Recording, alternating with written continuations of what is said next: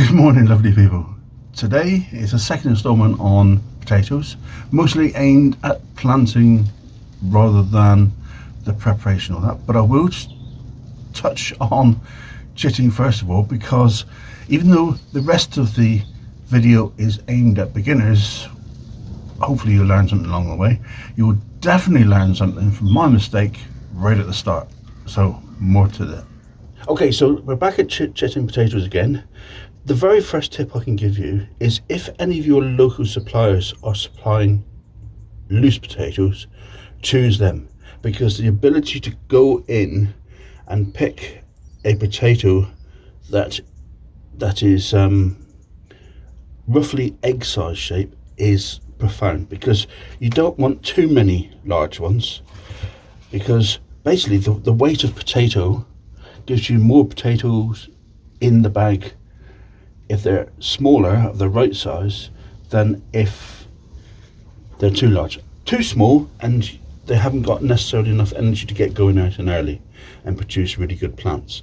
But roughly egg size would be perfect. Okay guys?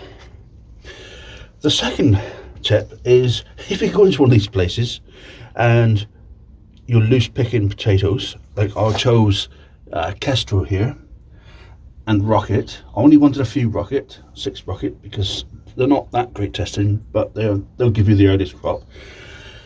Don't make the mistake of putting them in a bag, choosing all your Kestrels, put them in a bag, and then deciding to put 6 Rockets in the corner of the same bag, because you're bound to remember, because I got distracted on the way out, and I'm not 100% sure that when I got to the car I was able to separate the right 6. So what I've done is I've encouraged these to chit a little bit earlier than what they did. I think it's to great value, because you see the difference in chits of these two. These are nice and green, darker. These are quite light. I'm hoping I've got this right, in as much as that these are the Rocket and that's the Kerr's Pink. So I'll take that one out, and this one, sorry, not Kerr's Pink, Kestrel, and this one here I believe is also going to be a Rocket. There. See, there's method to my madness. I'll now move these out of the way a minute. Right then, so I'm going to want to dig this one back up. This is one I planted on the 6th, and I also want to show you, hopefully, yes, thank God for that. You see how advanced this chit is against these chits. This is why there's no point in chitting potatoes, really. If you plant them and the tuber has this declined use of light, and it detects moisture, because there is a root already forming on that one, it will get away far easier with no chitting involved whatsoever. So you don't have to chit. That's the point of digging this one back up. I just want to, I'm not put it down deep enough, 1 second. You don't have to chit potatoes, okay guys? There's loads of people that say chitting is important. It's not really. It's more important if you're going to not plant them for a while, so that you encourage good stubby growth of the chits. So it's more important to get it the type of growth correct. If you take them indoors in the warm, it will encourage the early chitting. I've done this on purpose because I wanted to separate the right tubers out. But under normal circumstances, I wouldn't advise bring them in the warm. They have to be frost free. They have to be, say above 4 degrees really, because you don't want to risk getting these frosted. So there you go. If you wanted to hold back your potatoes, and if you get them very early, you can put them somewhere as cold as possible without going below freezing, obviously. So the cooler the better, because that will retard the chit formation. You could even put them in an old fridge. You can try and put them in the main fridge if you want to, but I think the your other half may have something to say about that. Right, so it's time to plant potatoes, or it will be come springtime. I'm just going to run through a few different ways that you can plant potatoes so that I can cover all the different techniques, most of the different techniques, so that it suits beginners and old-timers alike.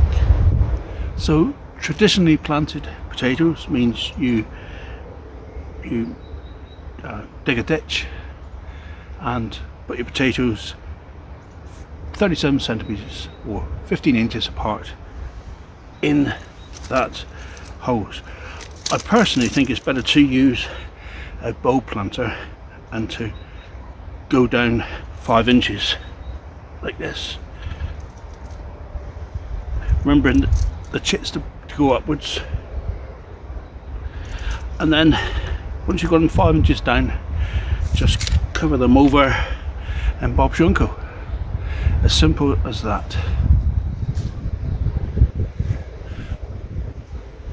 So once you've covered these over, there is absolutely no need to hill the potatoes in one go. You can do, it's what the farmers do, and they'll grow fine. But better, especially if you're a beginner on a new plot, you imagine doing these, waiting for them to break the surface, and then weeds will start growing. By hilling them up later on, you rebury the weeds and then hill them up again later on when that process is gone. Then that is another flush of weeds. So you're actually killing off 3 flushes of weeds. So especially for somebody new on new ground, that is really worthwhile. No dig potatoes, because here you plant them on the surface at 15 inches, like so. So 15 inches apart, so the same sort of spacing. I would personally use cardboard between the rows, and instead of burying them, you actually put a line of compost down. So instead of earthing them up, you basically got compost to do the same thing. And what you do is, again, you wait for them to break through the surface of this compost, and then you add more compost. So you're basically hilling them up. Now these are potatoes that will grow as indeterminate, so they will accumulate through because they're main crops, whereas second earlies and first earlies are a little bit different. I'll explain that later. So one lot of compost, second lot of compost, and then that's enough compost. So what you do then is you apply stuff like you put leaves on, you can put grass mowings on, anything that will recover the area. All you're trying to do at that stage is stop the tubers going green. Okay? Any questions in the chat below, please. I should add that these potatoes will bulk out in this area. They won't go down, the roots will go down, but the actual tubers will stay within this area on the surface, so they don't disturb the soil below when you actually harvest them. And that's the main difference between the two techniques. You're looking after the soil rather than just potatoes, and it's so easy to harvest them, ridiculously easy. You know, it's literally just the same as I'm taking these up again now. I'm taking them up because it's far too early to be doing this. This is just a tutorial. Double digging is something quite different. It's the same soil. You remove 1 spade depth's worth of soil, you move it away from where you're working, so you've got a trench. At the bottom of the trench, you then fork down another depth. So you basically got twice the depth of this down that it's loosened up and ready to go. That bottom layer will be into the subsoil. All you're doing is encouraging root room and ease of growth downwards for the feeder roots. I wouldn't advise bringing the subsoil layer up, because it actually works as a poison, because feeder roots are fine down in it, but it's normal root system and tubers do not like subsoil. Okay, so there you go. Any more questions? In the questions below.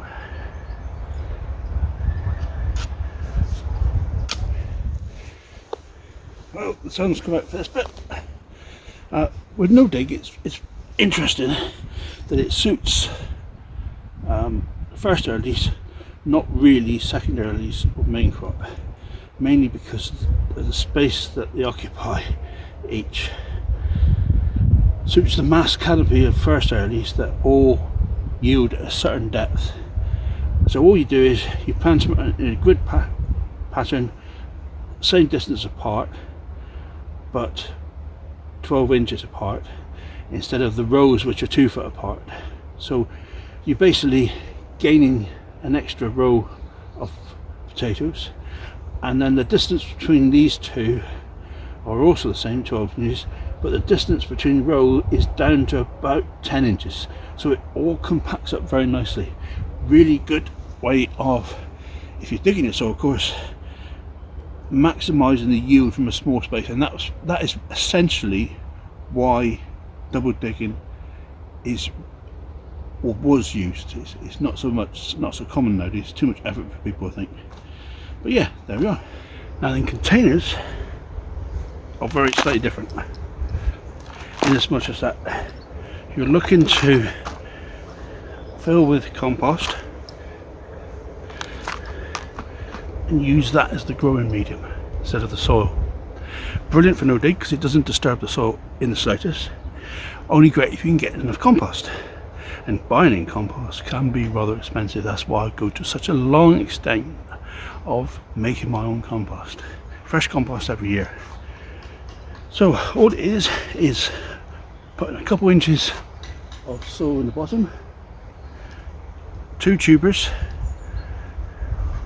one north, one south in the bottom, and then you just fill up to the top in one go, and that's it, done. Now then, when it comes to harvesting these, it is so easy, it's unbelievable. I've shown you in other videos me harvesting these, and it really is the easiest way possible. I would thoroughly recommend this. You can buy these online. I'll put up a link right now. The old ones are better than the new ones. The old tubs, because the new tubs have got these grooves in them. What I've found so far is these are a bit of a habitat for keel slugs. It wasn't disastrous, but it's by growing in tubs, you get away from the pest that is slugs quite a lot. You don't get many potatoes damaged by slugs, nor wireworm. But I found last year these new containers. What I'll recommend you do is when you plant them in, you just go a little bit extra to make sure that these grooves are full of soil and that they're buried down to here. I do always drill extra holes along the side because, as you know, plants like to put their roots around the bucket, and they can escape really easy from those bigger holes and grow out into the soil. Brilliant when you're short on water, because they can access the moisture in the soil, so they're not restricted to just the moisture in the compost. So just a little note on how to store your potatoes. This compost here was from the second earlies when it was nice and dry, and even though some of them are trying to sprout now, the way that it's best done is these get layered right the way through the dry compost, very dry compost, and they store perfectly through the winter months. If they get damp, then they'll start to sprout, and these have got very slightly damp, hence the sprouts a little bit too early. this is a way of preserving the potatoes quite naturally, and they'll keep lovely. Because we've had mild bonkers weather of very, very mild autumn, then a very cold December, and then it swung back to quite mild over the Christmas time and very wet. They are starting to sprout now, so I've got to harvest these and use them. Like my nice collection of weeds here. I've had a bad back, so I haven't been up here, and that's my excuse. Well, there we are. Always excuses. But yeah, so you can see it's still pretty dry in most of it, but if you can keep it dry, the better. It can be kept in the cool, so you don't want it anywhere in the warm, and you don't want it freezing. Now then, these did go down to -4, but the frost was kept off them and they were under cover, so they didn't freeze completely. I lost a couple due to frost damage, but not much at all. And as you can see here, these are layered in here, absolutely perfect, in perfect condition for eating. Even these here, just remove the sprouts and they're fine. They're nice and solid still. There's no softness to them whatsoever. Oops.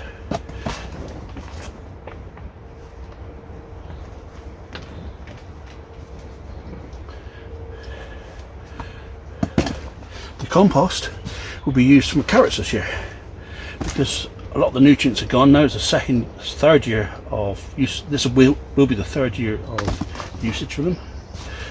In fact,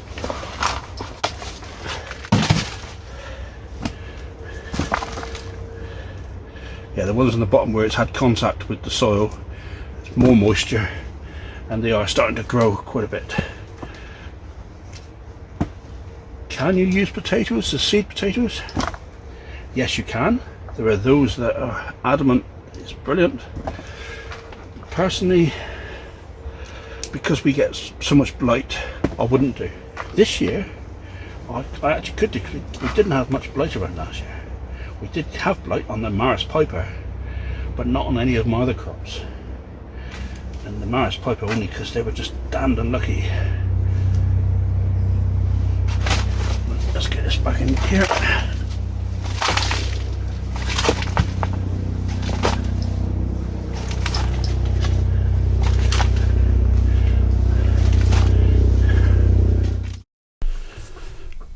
Well, I've had to fade the audio out because unfortunately the air ambulance is now coming in to the hospital, which is our next door neighbour. So I didn't notice it at the time. Anyway, I'd just like to thank you very much for watching this another episode of my musings on growing crops. Hopefully you'll find this helpful. It'd be great if you could like and subscribe. It'd mean the world to me. Any comments below are really invaluable because it helps me immensely. I do provide the content to try and help. If you could just do one of those things, it would be wonderful. Thank you very much, guys. Until the next one, see you later.